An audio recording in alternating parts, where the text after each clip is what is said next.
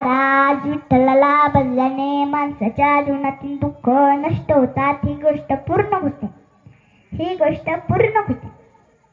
संत ज्ञानेश्वर महाराज देवाला खूप बजले तरीही त्यांच्या जीवनातील दुःख नष्ट झालेले नाही. समाजाने वाईट टाकले, भिक्षेची टाळ फाडून टाकली. संत ज्ञानेश्वर महाराजांच्या आई वडिलांना देहांत प्रायश्चित्त घ्यावं लागलं, म्हणजे मरावं लागलं. संत तुकाराम महाराज देवाला खूप बजले तरीही पण त्यांच्या जीवनातील दुःख नष्ट झालेलं नाही. मामाजी बुवांनी तुकोबरायांना काठीनं मारलं. रामेश्वर भट्टांनी तुकोबरायांची लिहिलेली अभंगाता पाण्यात बुडवायला लावली. आता कोपला पाटील गावचे लोक आता माझं भिक कोण झाली असं तुकोबरायांना म्हणावं लागलं.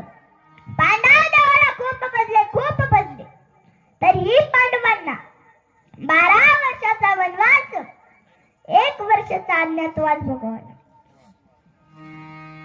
द्रौपदी ही देवाला खूप बजली तरीही द्रौपदीला वस्त्र हरणाला सामोरं जावे लागले.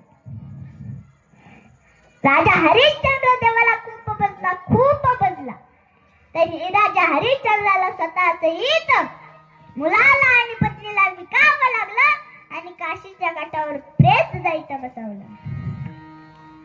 संत जनाबाई महाराज देवाला खूप बजल्या तरीही त्यांच्या जीवनातील दुःख नष्ट झाले नाही.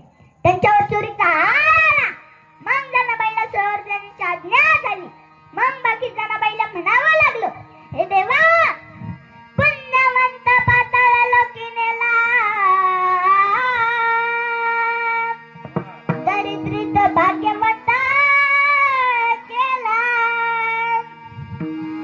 चोरट्याचा बहुमान वाढविला, कीर्तिवानाचा